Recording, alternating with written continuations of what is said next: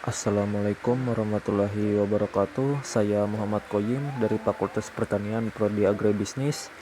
Di sini saya akan membahas pada pertemuan ke-11 yaitu tentang jenis paragraf pada mata kuliah Bahasa Indonesia.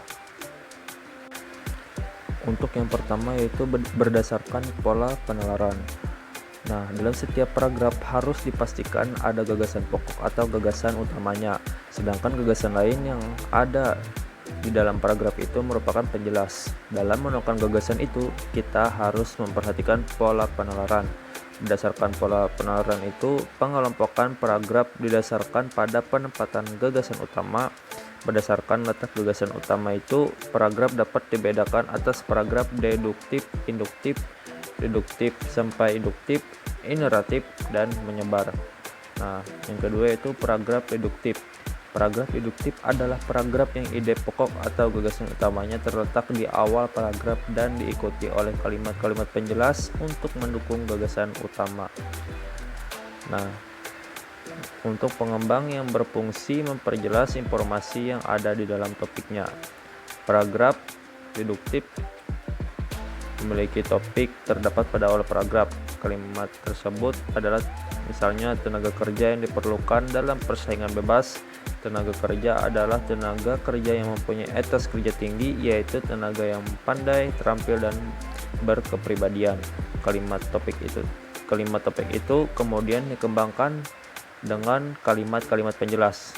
Kalimat penjelas itu masing-masing menguraikan butir-butir yang diperlukan untuk mempertegas informasi dalam kalimat topik tentang etos kerja tinggi yang meliputi kepandaian, keterampilan, dan kepribadian tenaga kerja.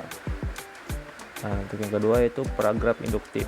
Paragraf induktif adalah paragraf yang kalimat topiknya terdapat pada bagian akhir.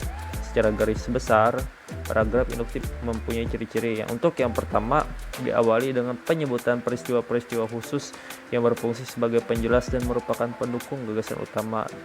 Dan untuk yang kedua yaitu kemudian menarik kesimpulan berdasarkan peristiwa-peristiwa khusus itu. Untuk menjaga koherensi antar kalimat dalam paragraf, dalam perumusan kalimat simpulan itu acap digunakan konjungsi penumpuk kalimat yang sekaligus berfungsi sebagai konjungsi antar kalimat.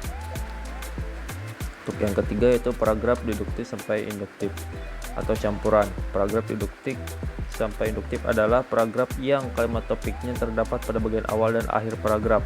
Topiknya terdapat pada bagian awal dan akhir paragraf itu meskipun ada dua kali pemunculan kalimat topik. Hal itu bukan berarti gagasan utamanya ada dua. Adanya dua kalimat topik itu hanya merupakan bentuk pengulangan gagasan utama untuk mempertegas informasi. Nah, untuk yang keempat yaitu paragraf ineratif. Paragraf ineratif adalah paragraf yang kalimat utamanya terletak di tengah-tengah paragraf. Paragraf ini diawali dengan kalimat-kalimat penjelas sebagai pengantar, kemudian diikuti gagasan utama, ditambahkan lagi kalimat-kalimat penjelas untuk menguatkan atau mempertegas informasi. Contohnya yaitu Gunung Sinabung di Sumatera Utara meletus. Belum reda letusan Gunung Sinabung, Gunung Kelut di Jawa Timur juga meletus. Selain gunung berapi yang meletus itu, banjir terjadi di beberapa daerah ibu kota Jakarta seperti tahun-tahun sebelumnya dilanda banjir. NTT yang sering mengalami kekeringan juga dilanda banjir. Gagasan utama dari paragraf tersebut adalah Indonesia sedang ditimpa banyak musibah dan bencana. Dalam menyampaikan informasi, penulis memulai dengan menampilkan hal-hal yang bersifat khusus, yaitu penulis mengawalinya dengan menampilkan bermacam-macam peristiwa yang terjadi di berbagai daerah Indonesia, kemudian menyimpulkan dalam bentuk kalimat topik.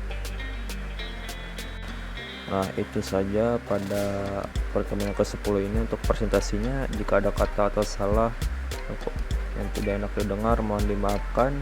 Wabillahi taufiq wal hidayah. Wassalamualaikum warahmatullahi wabarakatuh.